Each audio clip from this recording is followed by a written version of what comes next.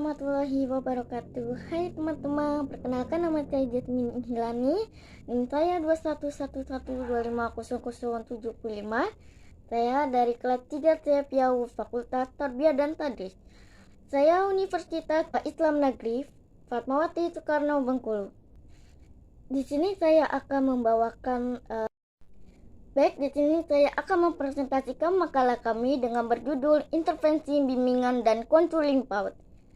Nah, di sini ada beberapa pengertian intervensi yang kami dapatkan adalah aktivitas untuk melaksanakan yang direncanakan oleh pengasuhan dengan beberapa pelayanan terhadap anak dalam lingkungan keluarga maupun lingkungan luar.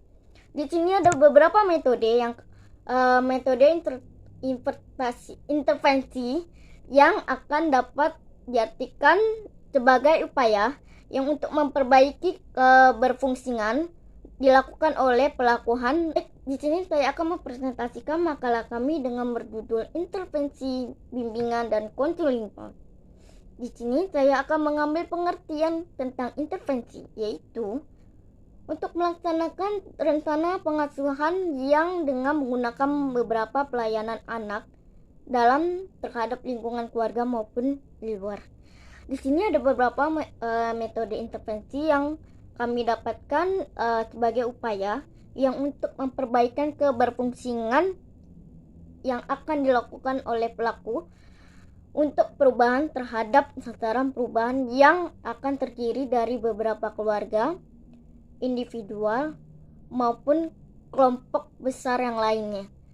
Nah, di sini ada istilah intervensi yang menurut Riana Bagatkorowati bahwa intervensi dalam dunia psikologis adalah membantu klien untuk menyelesaikan psikologisnya, terutama dari tingkat sisi laku dan emosinya.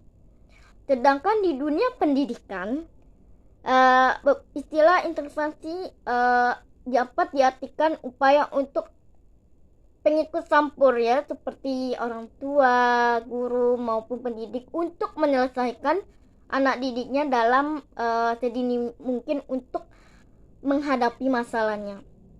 Nah, dari sini ada beberapa kesimpulan yang kami dapatkan adalah intervensi adalah untuk upaya perubahan dan penanganan masalah yang terjadi dengan sesuatu susunan direncanakan oleh para pelaku tersebut untuk menghadapi perubahan guna untuk memperbaiki fungsi yang seharusnya untuk meminimalisir permasalahan yang ada. Nah, selanjutnya adalah tujuan intervensi bimbingan dan konseling PAUD ini untuk memperbaiki fungsi sosial seseorang, baik individu, keluarga, kelompok maupun masyarakat yang perubahan ketika fungsi sosial seseorang berfungsi dengan baik. Nah, kita dapat asumsikan bahwa kondisi sejahtera itu dapat mudah dicapai. Kondisi sejahtera ini dapat terwujud mana kalau jarak antara harapan dengan kenyataan itu tidak terlalu jauh melebar gitu. Nah, melalui intervensi hambatan ini, seseorang menghadapi dengan beberapa kelompok sasaran yang perubahan diatasi dengan, dalam kata lain, intervensi itu memperkecil jarak antara kondisi harapan di lingkungan kelompok dengan kondisi kenyataan seorang tersebut. Selanjutnya kita akan membahas tentang program intervensi bimbingan dan konseling PAUD. Di sini saya akan membahas salah satu program dan cara mengatasi salah satu anak usia dini ini, yaitu dengan tantrum. Nah, di sini kita akan membahas macam-macam tantrum. Yang pertama ada manipulatif tantrum, verbal frustasi, dan juga temperamental tantrumnya itu. Nah, di sini kita harus juga memahami tantrum apa gitu yang dihadapi oleh anak tersebut. Terus kita juga harus menghadapi permasalahan apa yang anak hadapi misalnya kan. Nah, kita juga harus bisa untuk mengendalikan diri kita sebagai guru, orang tua maupun pendidik. Itu kita tidak boleh lepas kontrol emosi, karena itu penyebabnya anak akan menjadi ketakutan. Selanjutnya adalah jika kita ada salah karena kita mengontrol melepas atau kelepasan mengontrol emosi, kita juga harus meminta maaf kepada anak tersebut. Dan kita juga jangan semakin panik, jangan memarahi anak karena anak itu akan semakin bertingkah. Itulah, kendalikan diri, jangan terpancing dan tahan amarah. Ya, kita juga harus sabar gitu. Kita juga harus menenangkan diri dengan menarik nafas, mengatur emosi, dan juga harus cukup lega untuk menghadapi anak tersebut. Nah, selanjutnya kita juga harus membawa anak tersebut ke tempat yang sepi dan tidak begitu ramai gitu. Nah, biarkan anak itu bebas berekspresi, mengeluarkan emosi yang menumpuk. Akhirnya cukup sampai anak itu merasa lega gitu. Jika anak itu sudah mulai merasa tenang, sudah mulai merasa lega dengan mengeluarkan emosinya, kita juga harus menenangkan apa permasalahan yang dihadapi anak tersebut. Di sini kita harus mengetahui penyebab anak kenapa jadi tantrum. Biasanya anak itu tantrum itu karena sebuah mainan gitu ya. Itu biasanya anak itu lebih ke mendominasinya gitu. Nah, biasanya kalau misalnya orang tua tidak menuruti anak untuk membelikan mainan atau juga merebutkan mainan dengan orang lain, maksudnya dengan anak sebayanya gitu kan, biasanya gitu.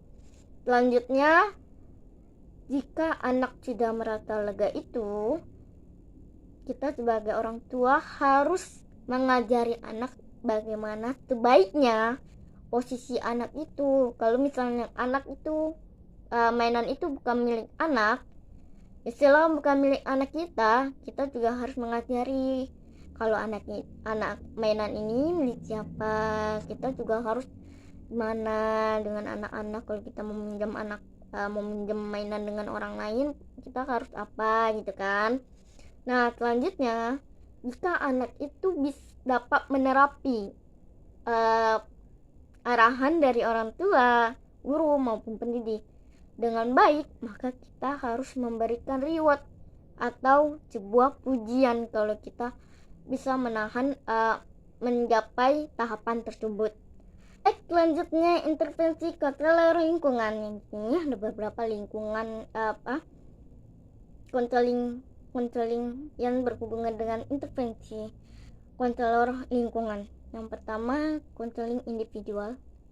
Nah, yaitu kan layanan bimbingan dan konseling yang memungkinkan peserta didik atau konseling untuk mendapatkan layanan langsung tatap muka atau disebut perorangan dengan guru pembimbing dalam rangka pembahasan pengetapan permasalahan yang dihadapinya. Di sini proses secara umum untuk konseling individual ada 3 tahap. Yang pertama, tahap awal, yang artinya itu membangun hubungan konseling, terus memperjelas dan mendefinisikan permasalahan, terus juga membuat penafsiran dan juga penjajakan, yang terakhir menegosiasikan kontrak. Nah, selanjutnya adalah untuk tahapan pertengahan atau disebut dengan percepatan dari tahap awal, yaitu untuk bantuan yang berdasarkan penilaian kembali apa-apa yang tentang menjelajahi permasalahan klien tersebut. Nah, biasanya kita dapat menilai kembali masalah klien akan membantu memperoleh perspektif dan alternatif yang baru gitu, untuk yang berbeda dari sebelumnya. dalam rangka untuk mengambil keputusan dan tindakan.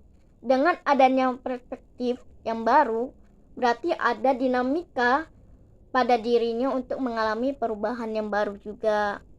Nah, terus yang terakhir adalah tahap akhir konseling, yaitu dengan beberapa tindakan. Nah, yaitu ditandai dengan beberapa hal tentang penurunan kesematan klien, perubahan perilaku klien yang lebih ke arah positif gitu ya. Ada juga adanya rencana hidup yang masa akan datang dengan program yang jelas gitu ya. Yang selanjutnya adalah terjadinya beberapa perubahan positif, yaitu mengoreksi diri dan menanjakan sikap yang suka menyalahkan dunia luar gitu ya, seperti orang tua, guru, teman-teman, dan keadaan yang tidak menguntungkan dan sebagainya. Mungkin klien berpikir realistis dan percaya diri dengan tujuan tahap terakhir, yaitu memutuskan perubahan sikap, ya kan. Terus terjadinya transfer of learning, artinya ya klien mempelajari proses konseling yang mengenai perilakunya gitu. Nah, terus melaksanakan perubahan perilaku gitu ya. Nah, dan terakhir itu mengakhiri perhubungan konseling. Yang kedua adalah konseling kelompok, yang artinya layanan dan bimbingan dan konseling yang akan dilaksanakan dalam konsep berkelompok dalam membantu konseling mengataskan permasalahan. Jadi dengan berkelompok ya. Nah, itu ada beberapa tahap-tahap yang menurut Glading, yaitu ada 4 tahap.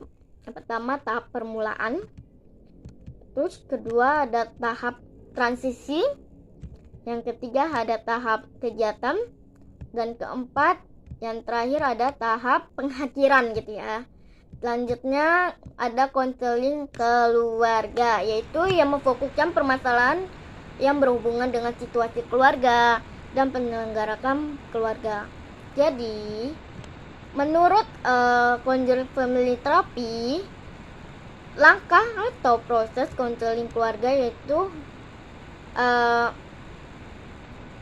mengeksplorasi dinamika perkembangan anak dan anggota keluarga lainnya. Yang kedua, mengenali permasalahan atau memperjelaskan permasalahan. Ketiga, yaitu menerapkan intervensi. Yang keempat adalah melakukan kegiatan penilaian. Apakah kegiatan konseling ini telah dilaksanakan mengarahkan atau pencapaian hasil dengan tujuan yang konselingkan gitu loh. Yang terakhir adalah memberikan atau menganalisis umpan balik gitu ya, untuk memperbaiki dan meningkatkan proses konseling. Baik, sampai sini kita sudah selesai dengan presentasi kami, yaitu intervensi, bimbingan, dan konseling PAUD. Nah, jika kami ada salah, mohon maaf kepada Allah, mohon ampun. Terima kasih sudah berpartisipasinya teman-teman. Sampai jumpa kembali. Assalamualaikum warahmatullahi wabarakatuh.